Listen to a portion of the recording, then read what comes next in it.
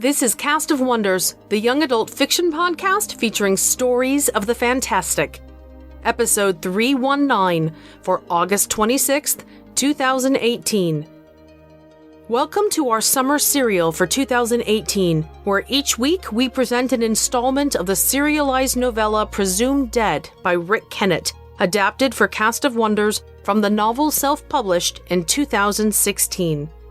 We continue now with Presumed Dead, Part 6.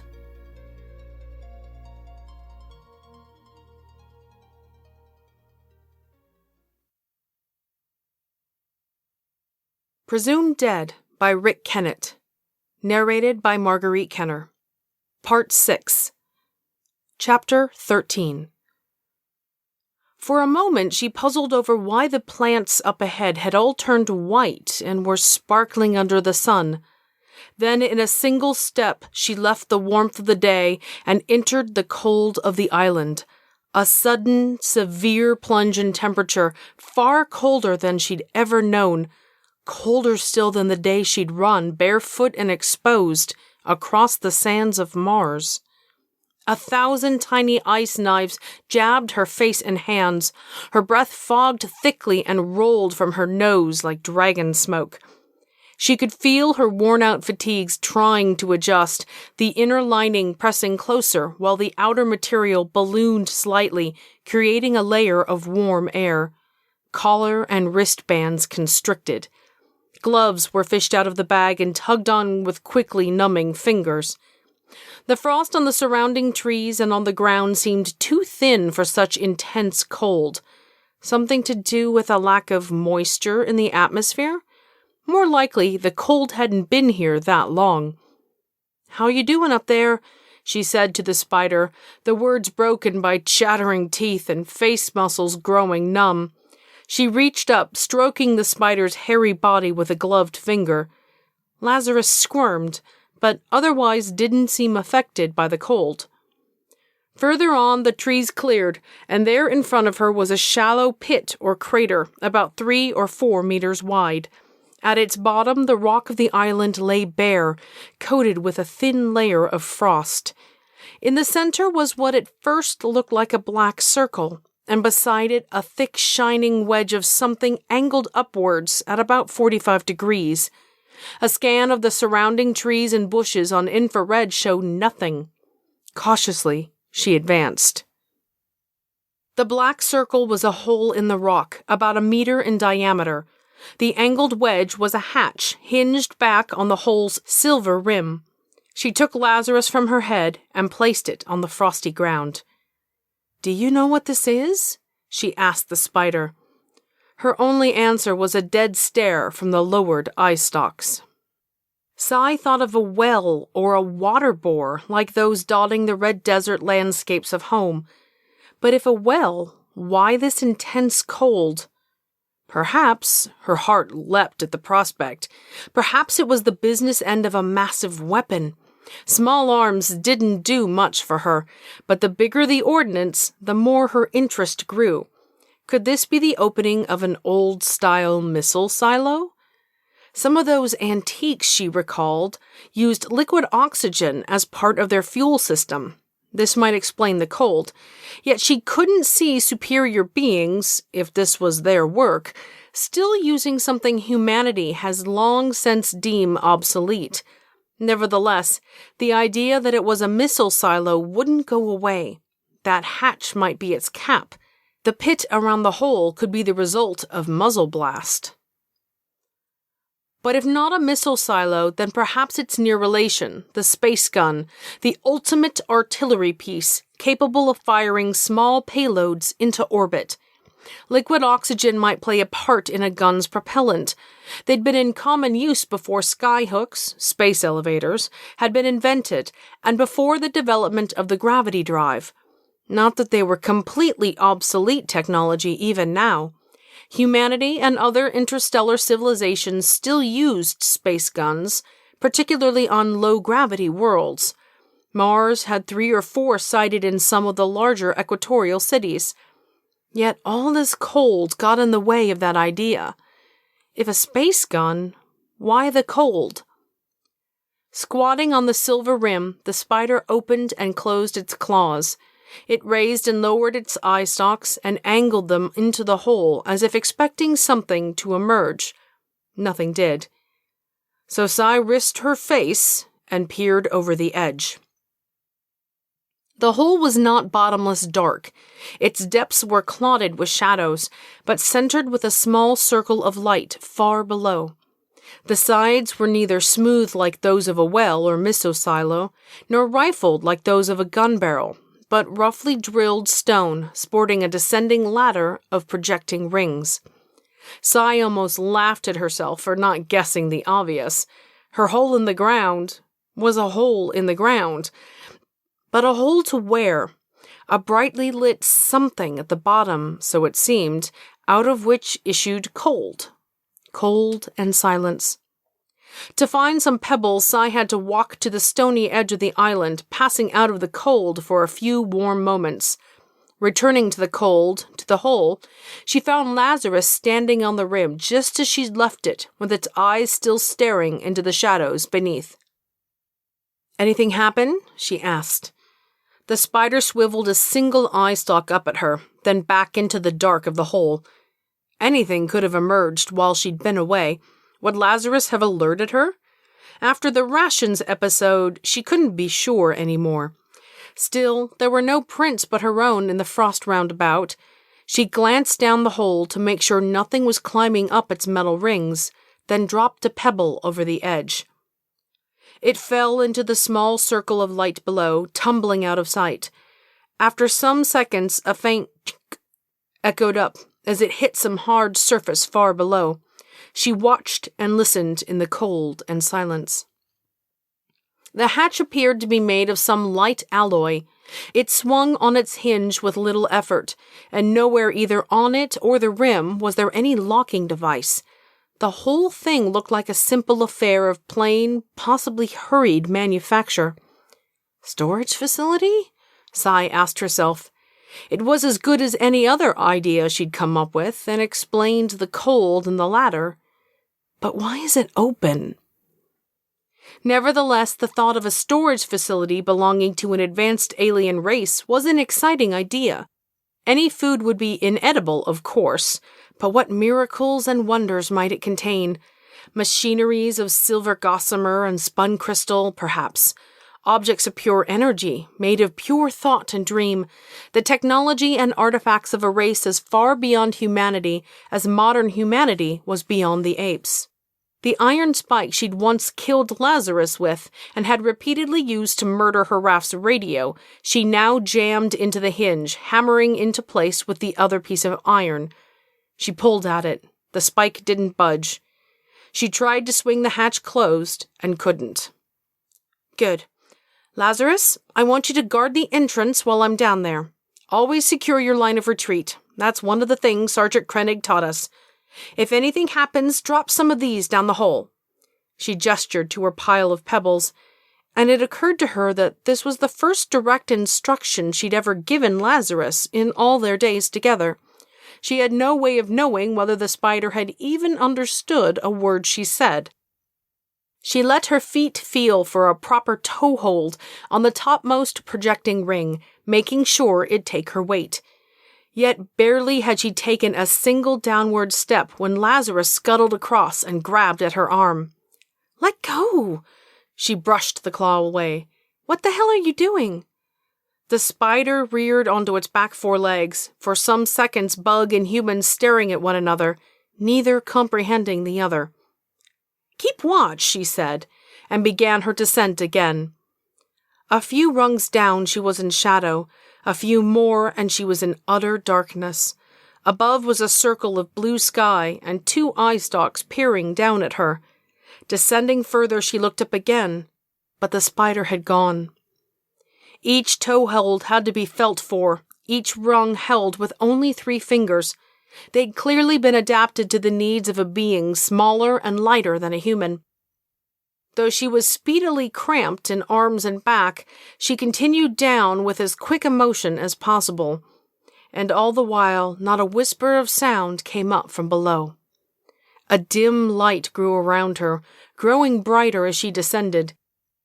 A few seconds later, Sai emerged from a softly glowing rock roof, climbing down a short length of ladder, and stepped down onto a lightly frosted floor. After all that climbing, she'd imagined a much bigger chamber, a cavern at least. It was a room barely 4 by 8 meters, a light layer of frost on all surfaces, and at either end was a glass box, laced with ice-whitened tubing. Each box contained a small body, just visible as a vague humanoid shape through the blurred frosted sides. That was all. Just these 2 cold boxes. No miracles, no wonders, no machineries of silver gossamer and spun crystal or objects of pure energy made of pure thought and dream. With a vague sense of disappointment, she wiped frost from the upper surface of one of the boxes, revealing a gray face staring back at her. A face she'd seen before. The body bore injuries she'd seen before, too, gashes and a crushed chest as reproduced in the fungi funeral. Sai glanced from one box, or coffin, as she now thought of them, to the other. A tomb, yes, but not quite a tomb. A tomb for the not quite dead. A waiting room against the day of medical resurrection when a cure for their deaths could be found. After this planet, another project? And after that? Another, and after that, another? They might not pass this way again for years, decades, centuries, perhaps. The thin coating of ice on the glass, on the walls, on the floor, made her think. The frost here was as new as it was up on the surface, yet this secret frozen room had existed for a long, long time. The frost outside was new and thin because the cold had only recently touched the air. In here, it was vice versa. The air had only recently touched the cold. Until the hatch had been opened, this whole room must have been in total vacuum, with no humidity to cause frost. Yes, that makes sense. But then how did the hatch open if there was a vacuum down here? She examined the ceiling, the floor, trailed her gloved fingers over the thinly frosted walls in search of cracks. Nothing showed that a quake or structural failure had damaged the room's atmospheric integrity. So the hatch must have been opened, its vacuum seal broken. Who? The Xenoid? The Xenoid was dead or way to the east with its humming vehicle that had passed her in the night. So it must have opened the hatch days ago, before continuing on its way. Gloop's senses were different, as she'd learned in dissection classes. It could have seen the cold seeping up from below, or felt it through the ground and dug down to the hatch. The hole around the hatch did look like it had been excavated. Yeah, very plausible. And yet something wasn't quite right with this theory. She crossed to the other coffin and wiped frost away. The large wraparound eyes beneath the glass were closed. The slit mouth hung open slightly above an almost invisible chin. It was almost as if it were asleep rather than dead for untold years. If these beings have souls, as humans are supposed to, where are the souls of these two right now? Though she wiped frost from the walls in various places, no writings, images, or any sort of decorations were revealed. Returning to the first coffin, Sai took another look into the face of its occupant. In the couple of minutes since she'd originally wiped it clear, the glass had already gathered a faint whitening. Her footprints were already beginning to frost over. Her initial boot marks by the ladder were well blurred. In an hour, she guessed, all trace of her ever having been here would be gone. "What's the temperature in here?" she said to herself, the words coming out slurred by a mouth half frozen. "Must be below 0. Must be well below 0.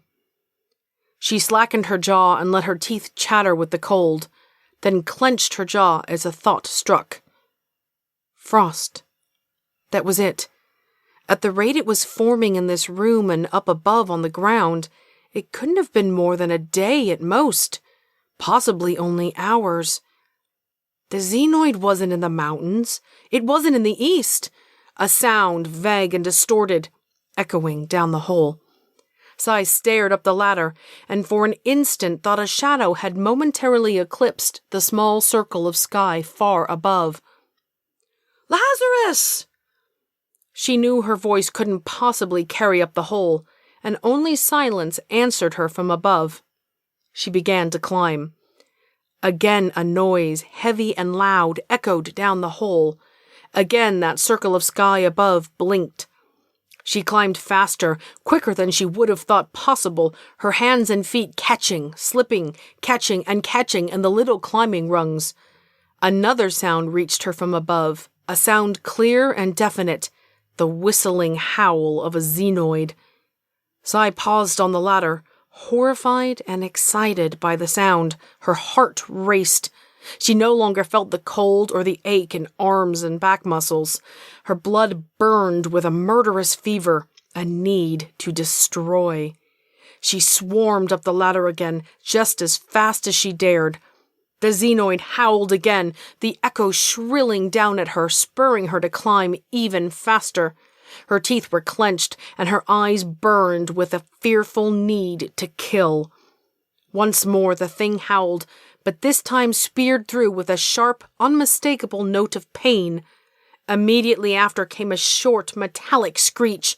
Sai, eyes upward, expected to see that circle of daylight wink out as the lid came slamming down. It didn't. The silence following the screech lengthened, and she climbed. Something hit her arm, bounced across her face, and gone. A spider claw. "Lazarus!" she yelled, and the last 3 meters of the hole yelled back, "Lazarus! Lazarus! Lazarus!" Something began to inch across the entrance above, the circle now an eclipse, the eclipse now a crescent, gradually cutting off the light with the sound of something heavy dragging across metal. Gripping tightly to a rung, Sai dangled in space, frantically feeling in her tunic for the flare pistol. A moment more, and it was in her hand. A white pulse blasted from the barrel up the hole, hitting the object half filling the entrance, hitting its edge and ricocheting out and away. Almost at once the crescent glared like the blade of a burning scimitar. A surge of heat rushed back down the hole and beat on her upturned face as Sai hung there, swung by one arm from the climbing rung. Somewhere above, the xenoid screamed again, its howl echoing in the bellowing confines of the hole, mixing with Sai's maniacal, incoherent cursing. Her feet found toeholds again. She clenched the pistol stock in her teeth and started to climb. Within seconds, she was up against the obstruction, a large rock almost completely blocking the top of the hole, leaving a space too narrow to squeeze through. She peered out through the gap, but could see nothing but part of the pit, hear only the fizz of the flare dying somewhere in the fungus grass beyond. She pushed at the stone with one free hand. It wouldn't move. Gripping the rim of the hole, Sai brought her legs up several rungs, pushed her hands and shoulders against the rock, and uttering a deep-throated grunt, pushed. Her body shuddered, her muscles burned, bunched, and swelled. The stone shifted slightly. Sai paused a moment, took a deep breath through her nose, and with a yell of exertion pushed again. The rock shifted a little further, then teetered, threatening to fall back on her. Scuffing her feet up to the next rung, she grated, "You will move!" and pushed again, feeling her biceps and deltoids bulge with utmost effort, seeing the gap widen, feeling the rock shift some more and then some more. She was only vaguely aware of the pistol stock cracking between her teeth. The rock tilted back, hung a precarious moment, its weight immense on her shoulders and arms, then fell away with a heavy thud. Gasping, Sai flung herself half out of the hole, her body feeling like one enormous bruise, cramped and aching, the flare pistol with its bitten stock still clenched between her teeth. She slapped hands onto the frosty metal rim, trying to get a grip. The Xenoid, some 20 meters away, bore down on her in an odd, stooping shamble, a huge nightmare shape, its purple and red fur squirming as though alive with a million maggots. A glistening pale blue orb bulged from its hairy forehead. Only one upper limb was visible, a thick arm of glistening fur extended, ending in a meaty mitt holding something that glinted in the sunlight. As Sai spat the pistol out onto the rim, the Xenoid shifted the glinting thing in its hands, a laser with a glass barrel. Her hands scrambling for the awkward shape of the flare pistol, she watched death pound down on her, watched that glass barrel level at her, watched the being's thin, long, flexible fingers flex against the trigger. Nothing happened. The gun jerked again in the huge, hairy paw, and again, nothing happened. The arm moved up, the glistening orb swiveled down to stare at the gun in almost comical astonishment. But now Sai's hand was around the flare pistol, and her finger found the trigger. The flare went wide, rocketing over the trees behind the Xenoid, exploding in a mini-nova, the trees darkening in momentary silhouette. The Xenoid, its pale blue orb bulging, hurled the laser, hitting her arm, throwing off her aim. Before she could get the flare pistol leveled again, the monster did something Sai had only thought was legend.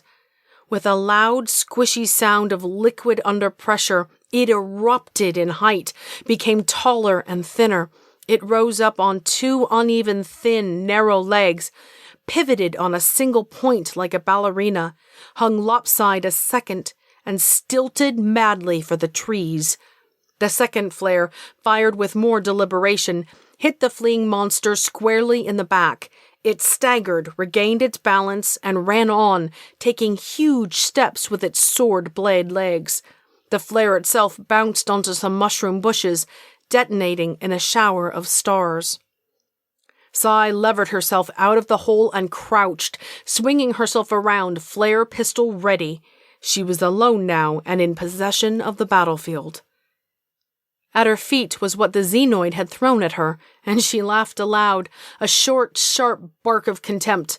It was her own pistol, the one with the dead power pack. So it's found my raft. So it lacks weaponry and needs to steal. Interesting.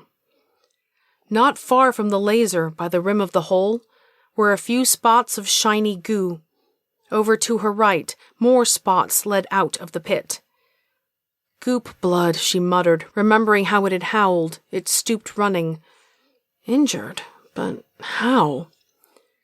Recalling the dismembered claw falling by her, a chill swept through her that had nothing to do with the cold surrounding air. Lazarus? She found most of the spider behind the hatch, where it had fought to defend the iron bar still tightly wedged in the hinge. Sai knelt by the little body, or what was left of it. One claw, the right, was still there, still partially attached. In its pincers were strands of hair, purple and red, matted with goo.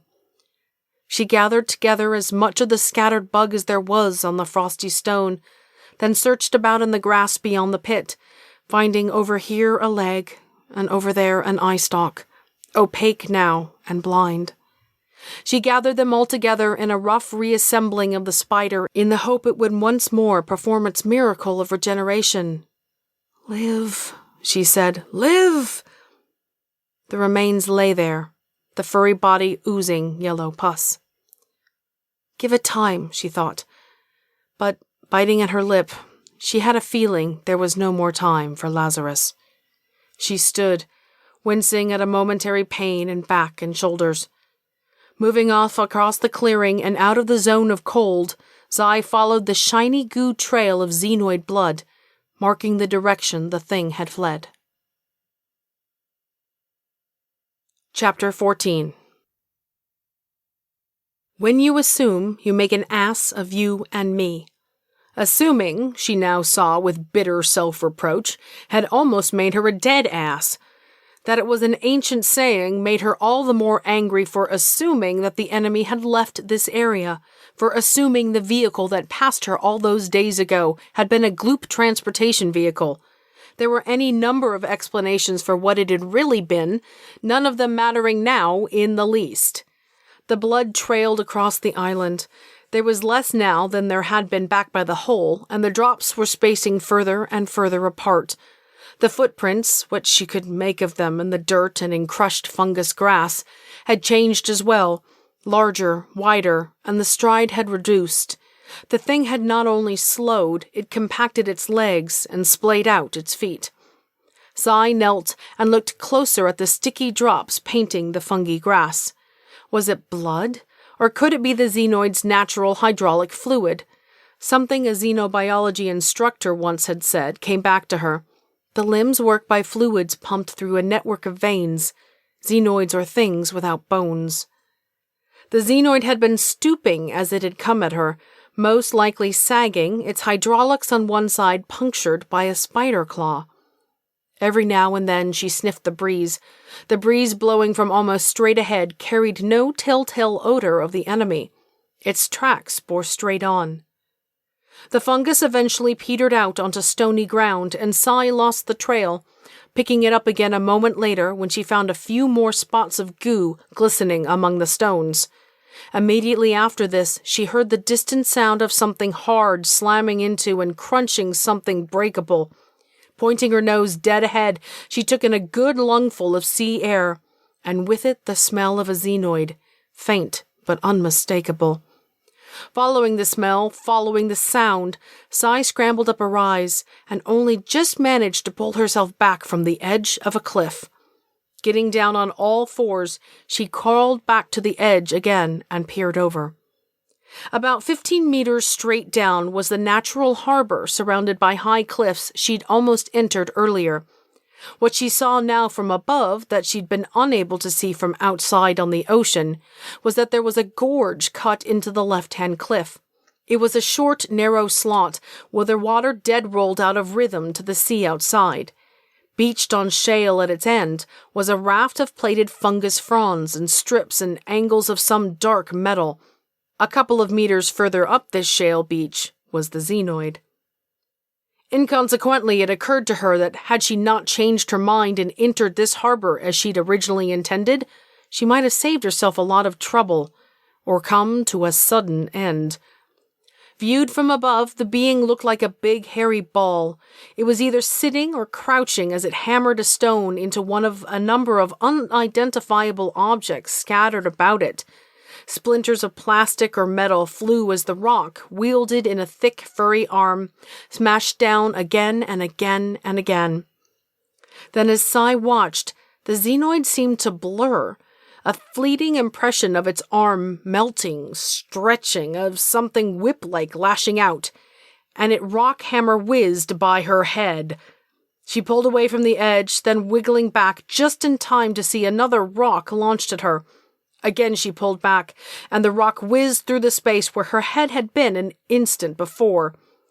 Snatching up a stone from the cliff top, she stood, sighted the xenoid shambling towards its raft, and threw. The stone hit its shoulder with a hard thwack as it pushed its raft into the sea. By the time another rock was in her hand, the xenoid had kicked off from the shale beach and, lying flat, was rapidly paddling towards the open sea with all four limbs wide and curved like flippers. Her stone hit the raft. Her next stone, flinty with sharp edges, hit the xenoid in the back, though without apparent effect. A moment later, flailing and splashing like a berserk paddle-wheeler, it rounded the corner into the gorge. Sai ran with an armful of rocks around to the top of the little bay's entrance, but the xenoid was already out to sea and out of range. All the same, she threw one, then a second, token gestures as both fell well short. She dropped the rest at her feet, one stone at a time, grimly aware of the absurdity of an interstellar war reduced to rock-throwing. Back at that other cliff top, she examined the edge but couldn't figure out how the xenoid had got down the sheer 10 or 15 meters. Had it shifted its limbs into membranous wings and paraglided? Had it clambered down the rock face vertically like a giant insect? After some searching, Sai found a part of the cliff face further along where it was not as sheer as the rest. The gloop's descent had not been so extraordinary after all. Within 10 minutes of careful climbing, from rocks to ledges to short slopes, her hands and boots sometimes slipping on goo, she reached the shale beach and its collection of mysterious objects. Most, though not all, were jumbles of technology too smashed up and too alien to even guess at their purpose.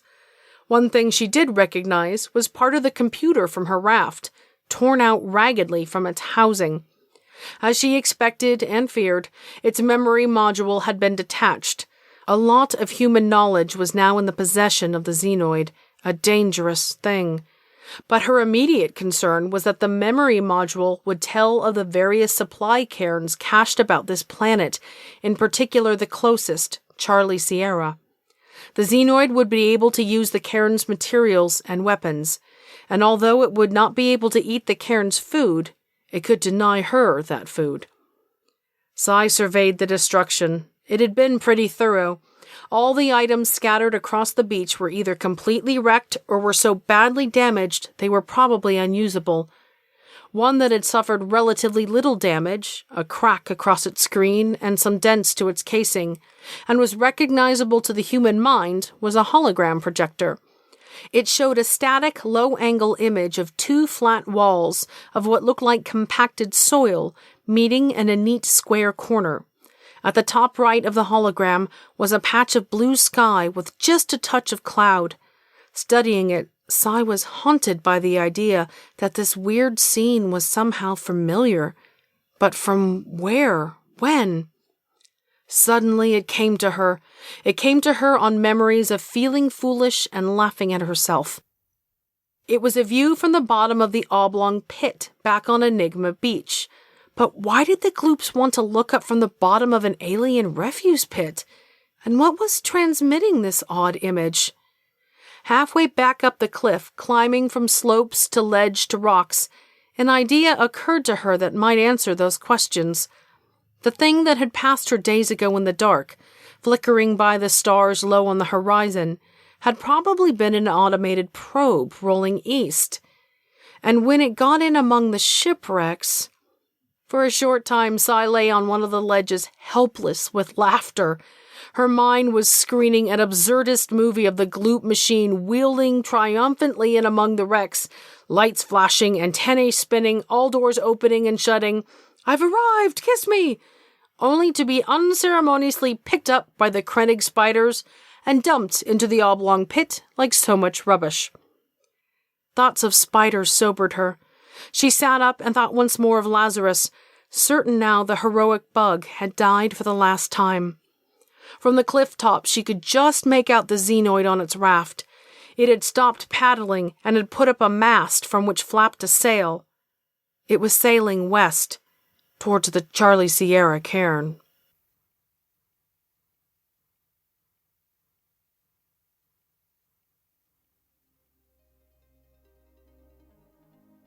Alien funerary customs, contact with the enemy, the apparent death of a faithful companion, and now the race is on to the Charlie Sierra cairn. Join us next week for Presumed Dead's thrilling conclusion. We love bringing you the best audio fiction week after week, but we can't do it without your support. Your donations pay our authors, our narrators, our servers, and our staff. Please consider supporting us with a monthly donation through either PayPal or Patreon. You can also review us on iTunes, request us on Spotify, and consider the stories we publish for award consideration. There are lots of ways you can help.